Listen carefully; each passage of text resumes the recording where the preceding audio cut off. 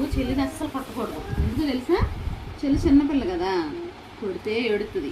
చిన్నప్పుడు సుకన్య పెద్దమ్మ ఉందా, సుకన్య పెద్దమ్మని అమ్మ కొట్టేసేది బాగా. కొట్టినా సరే నేను ఏమనేదాన్ని, నువ్వు కూడా కొట్టు అంటే పెద్దమ్మ ఏమనేది తెలుసా? చెల్లి అంటే చిన్నపిల్ల, చెల్లిని నేను కొట్టను అని మళ్ళీ చెల్లి ఆడుకుంటూ ఆడుకునేవాళ్ళరా. అలా ఉండాలి. చిన్న చిన్న గురుగులు పెట్టుకుని ఆడుకుంటారు కదా, ఎంత కొట్టినా సరే కొట్టేది కాదు పెద్దమ్మ. అలాగే నువ్వు కూడా కొట్టకూడదు. నువ్వు అక్కవు కదా, నువ్వు అక్కవేనా, అందుకే నువ్వు చెల్లిని మంచిగా చూసుకోవాలి. చెల్లి కొడితే ఏం చేయాలి?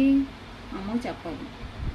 ఓకే, కొట్టకుండా చక్కగా ఆడుకోవాలి. సుకన్య పెద్దమ్మ, సుష్మా పిన్ని, అమ్మ, మమ్మీ నలుగురు ఆడుకునేవాళ్ళు చక్కగా. తెలుసా? నలుగురు ఒకేసారి జడలేసుకొని స్కూల్కి వెళ్ళేవాళ్ళు, చక్కగా ఆడుకుని అక్కడే కూర్చొని తినేవాళ్ళు అమ్మమ్మ మంచిగా. అలాగే నువ్వు చెల్లి కూడా ఉండాలి. ఓకే, చెల్లి మేధ ఉంది కదా, మేధ కూడా నీకు అక్క అవుతుంది. ఓకేనా? మీరు ముగ్గురు ఆడుకుంటారా? ఈసారి వెళ్దాం వాళ్ళ ఇంటికి. మీరు ముగ్గురు సిస్టర్స్. ఓకే, అది గుడ్ గర్ల్ బంగారు.